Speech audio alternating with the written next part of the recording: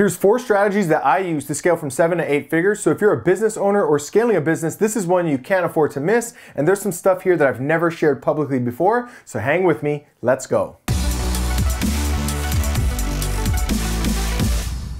So here's 4 strategies that took me from 7 figures a year to multiple 8 figures per year. And hang with me until the end because number 4 might just be the most important. Let's dive in. All right, starting at the top, automated webinars. You know, most people do not have a process for acquiring customers that is evergreen, predictable, and therefore scalable. At the end of the day, predictability creates scalability because when I have a process for acquiring customers that allows me to predict with some form of accuracy the rate at which we're going to bring on customers on a daily, weekly, monthly, quarterly, or annual basis, and better yet, a process where I can control that rate of growth. I'm going to talk about how to control it in tip number 2. But when I can control that rate of growth, then we have more scalability because then we know at what rate, at what speed we need to hire people, create systems, and ultimately build the infrastructure that needs to be in place in order to support all of that customer acquisition. Now, most businesses, when they're utilizing social media and free strategies and posting content and blogging and doing all the sorts of stuff that people talk about online, the simple fact is they don't have that predictability and therefore they lack the ability to scale. Now, automated webinars, for those who might not know, is basically just an online presentation where someone can schedule a date and time to watch the presentation, and that presentation explains my business, product, and service, how we serve our customers, and how we stack up against other competitors in the space. In other words, it's evergreen. On any given day, people can choose to become informed about how my business can serve them without having to be on the phone with somebody on my team, without having to schedule a meeting and these sorts of things. Therefore, it doesn't have to be just a webinar. This could be a video that people watch, a video sales letter. It could be a piece of audio. It could be a podcast. It could be anything that people can consume. But when they consume that material, they convert to customers at a predictable rate. That predictability is critical for scalability. All right, number 2 is ads. You see, once we had a presentation that had been tested and measured, as an example, in our first iteration, we figured out that 12% of people who registered for that presentation would turn into a customer, 12%. So now we have predictability. Now, if we want to control that rate of growth and add another level of predictability, well, then we add on advertisements. Advertisements became an opportunity for us to deliver a targeted message in front of the people that were most likely to convert into a customer for our product or service. And we would predict that based on their online behavior or their particular interests on the internet. By using ads, we're now able to manually control how many people are registering for that presentation on a daily basis. Now, I know that if it converts at 12%, then think about this. If I want to generate 12 customers a day, then I know that I need to get 100 registrants a day.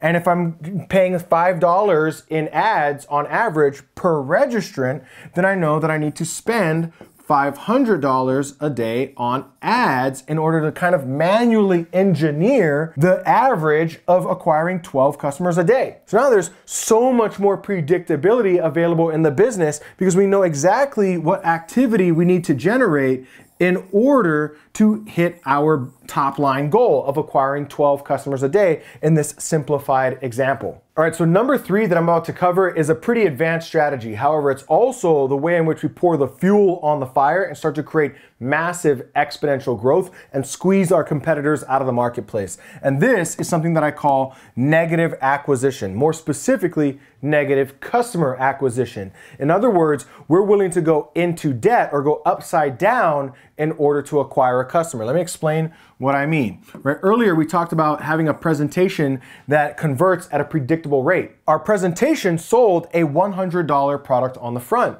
Eventually, we were willing to spend $500 in advertising to generate a $100 customer. In other words, we're spending $500 in order to get one person to spend $100 with us. We're going in the hole $400. Well, why would we be willing to do such a thing? Well, we knew that once they bought and then they plugged into like our back end processes, then we knew that on average, we were gonna earn about $1,000 to $1,500 per person on any given month inside of 90 days. So by having a back-end process that was dialed in and measured, we knew that we could spend $500 getting somebody to spend just $100 and become a customer. But once they came through our back-end sequence, on average, each one of those people would be worth $1,000 to $1,500, giving us a return on ad spend of 2 or 3 times what we originally spent. Now, the reason that I say that this is dangerous is because there has to then be a float on this front end. That means the business has to be able to manage its finances such that it can go upside down on its marketing and be acquiring customers at a loss and be able to float that loss for potentially up to 90 days until that money comes back in and can make the company flush again. So this does become a bit of a balancing act. But the reason that this works so effectively is, plainly put, the business that is going to win the game in its marketplace or in its niche or in its industry is the business that can afford to pay the most to acquire a customer. Let me say that again. The business that can pay the most to acquire a customer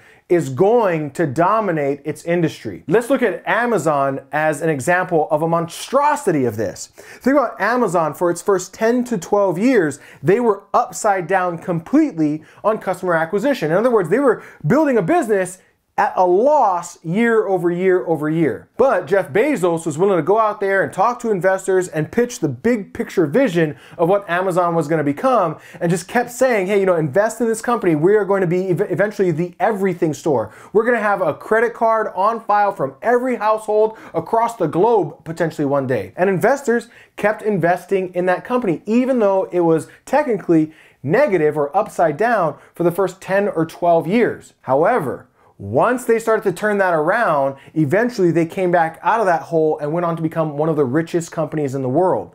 But they were willing to be upside down on their customer acquisition for over a decade. In other words, the longer the runway, the bigger the aircraft. The deeper you're willing to go into the hole in order for customer acquisition, the more that you force your competitors out of your market who aren't willing to go that deep in the hole. And the ability to go deep in the hole or go upside down on customer acquisition is based on your ability to have a predictable back-end process that monetizes all of those customers that you brought through the front door. All right, and finally, number 4 is investing in leaders. Now, this is something I've talked about in other videos that I wish that I had done sooner, but a key component of going from 7 to 8 figures was getting the right leadership team into our company. In other words, bringing on the people who had already solved the problems that we were trying to solve. When I initially began scaling, I started by hiring all the people on the front lines, the frontline workers, right? The customer support reps, the sales people, the developers that were building out some of the software that we were using. And then I had to train each one of those people on how to do their jobs. Once I got, maxed out on my bandwidth, then I hired their managers. Once I got maxed out on their bandwidth, then I hired their directors. That's a bottom-up approach. However, things start to radically change really quickly when we flip that on its head, and now we start to just hire the leaders who already had proof of past performance, not promise of future potential, which is what most people hire for as early stage entrepreneurs. They hire their friends or their cousins or people that they know thinking, oh, I think they might be a good fit for this job. That's promise of future potential, which is yet unactualized. Instead, the business grew rapidly once we started hiring based on proof of past performance. In other words, we brought on operators and directors of sales and directors of marketing who had experience doing the thing that we were trying to do. They came then with all of the systems and processes that were needed, the management tools that were needed, and many times even the team members or frontline workers that were going to be out there on the front lines actually doing the work. So this became a major shortcut in going from 7 to 8 figures. With that said, I hope that you got tons of value out of this video. There's some advanced strategies and some key metrics that I've never shared before publicly. And in case we haven't met before, my name is Kanae. I'm an entrepreneur that went from working in a coffee shop for barely over minimum wage to now building multiple 7- and 8-figure businesses, totaling over 75 million in sales over the last few years. And I'm not saying that to brag or boast. I'm saying it so that you know that everything that I'm sharing on my channel comes from real world experience of what's helped me create those results. And I share them here in hopes that they help you create similar results and save some time and energy in your pursuit along the way. With that said, if you like this content, make sure you hit subscribe, hit that little bell notification so you get notified every time I drop more content like this, which I'm dropping content like this on a weekly basis. So subscribe, hit that bell notification, and I look forward to seeing you in a future training, my friend. Take care.